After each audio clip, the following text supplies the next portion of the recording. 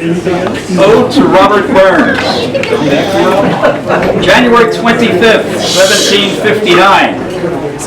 It was on that date Robbie Burns was born, a poor farmer's son.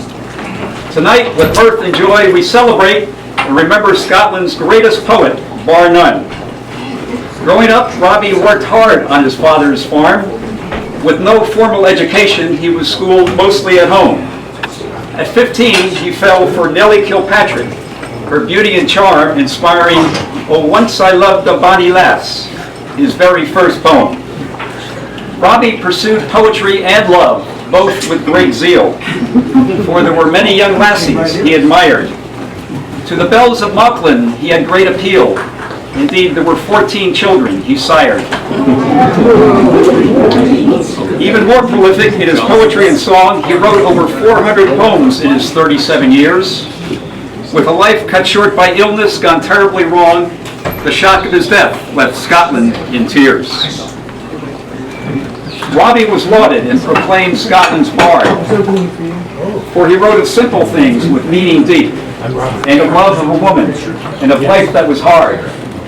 His words made young lovers smile and old men weep. Robbie Burns' many poems justify his glory. This night we'll focus on one that features the uncertainty of life, illustrated in a story involving one of God's most humble creatures. A moment, please.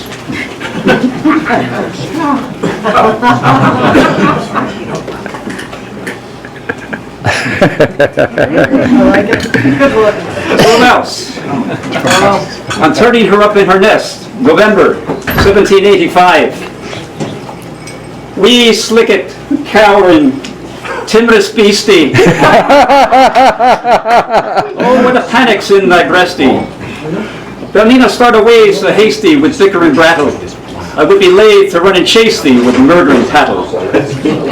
I'm truly sorry man's dominion has broken nature's social union, and justifies that ill opinion which makes thee startle at me, thy poor earth-born companion and fellow mortal. I doubt no whiles but thou may thieve. What then, poor beastie, thou maun live? A dame and knicker in a thrave's a small request. I'll get a blessing with the lave and never miss it. Thy wee bit housey, too in ruin, is silly what's the winds are strewing, and nothing now to big a new one of foggage green, and bleak December's winds ensuing, baith snell and keen. Thou saw the fields laid bare and waste, in weary winter coming fast, and cozy here beneath the blast thou thought to dwell, till crash the cruel coulter passed thou through thy cell. That wee bit heap of leaves and stibble has cost thee money a weary nibble. Now thou's turned out for all thy trouble, Lord house or hold, to throw the winter's sleety dribble and Cranwick cold. But Mousie, thou art know thy lane, improving foresight may be vain. The best laid schemes of mice and men gang after gley, and leave us not but grief and pain for promised joy. Still, thou art blessed compared with me, the present only toucheth thee. But I backward cast my eye on prospects drear, and forward though I cannot see, I guess and fear.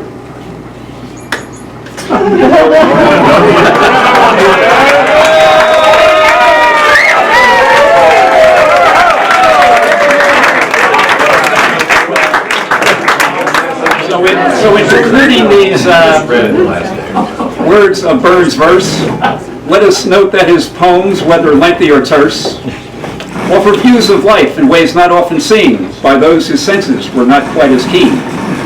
For Robbie painted scenes with words insightful and clever, and his word-drawn pictures will last forever. A toast to Robbie Burns. Hey, cheers. And P.S. If some words I spoke were not clear, there's no need to wonder or fear. No, it wasn't my diction. I've no verbal affliction. But to ease any frustration with my recitation, Graham can provide all an English translation.